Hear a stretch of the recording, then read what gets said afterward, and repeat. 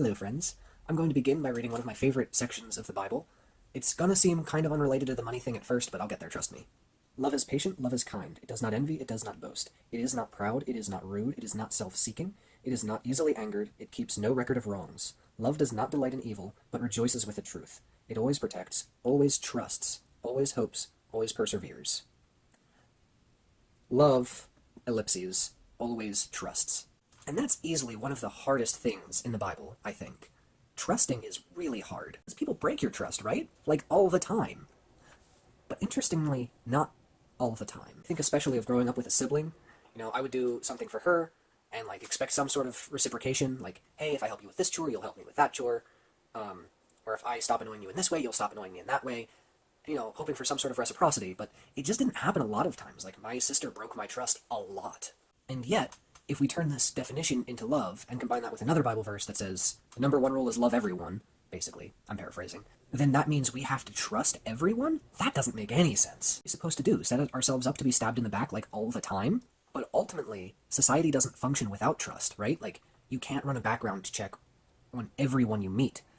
And even if you did, you'd be trusting the background check system. We trust bankers to tell us how much money we have. We trust doctors to tell us how to best manage our health. We trust pharmacists that this is in fact a medication that will help you and not a poison. We trust pastors when they interpret the Bible for us. We trust teachers when they dispense knowledge. We trust lawyers and judges to make decisions in accordance with the law. We trust politicians to take our tax dollars and use them on the public rather than on their own personal gain.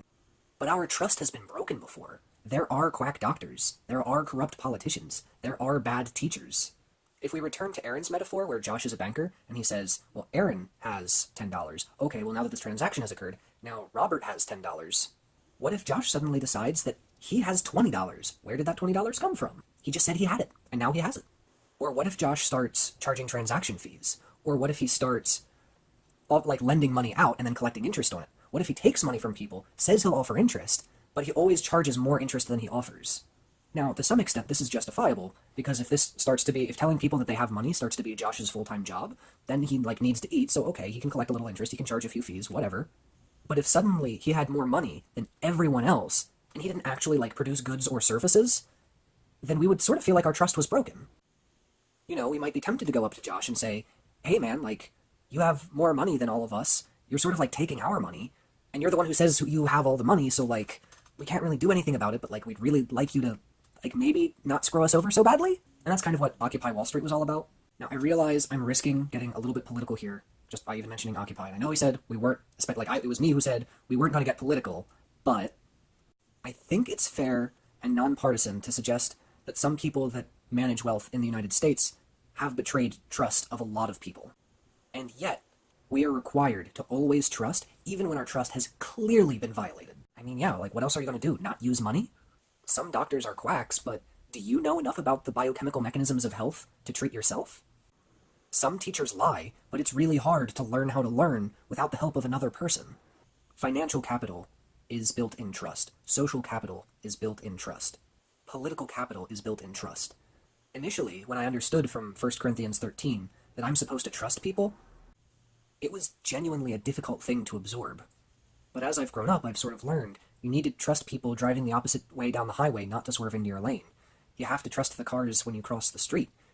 You have to trust that you're not caught in some sort of Matrix or Truman Show. Because if you don't trust that, you'll go crazy. So does that involve giving your back to a stranger to potentially stab? Yeah. I think we have to put ourselves in situations where we're vulnerable and exposed. Because we have to. You just have to trust that people are honest and genuine with their intentions. Now that being said, if somebody is a repeat offender, then you can trust them to offend again. A bicycle and 2 tires from 2 separate bicycles were stolen from in front of my school this past week. Or past 2 weeks, maybe.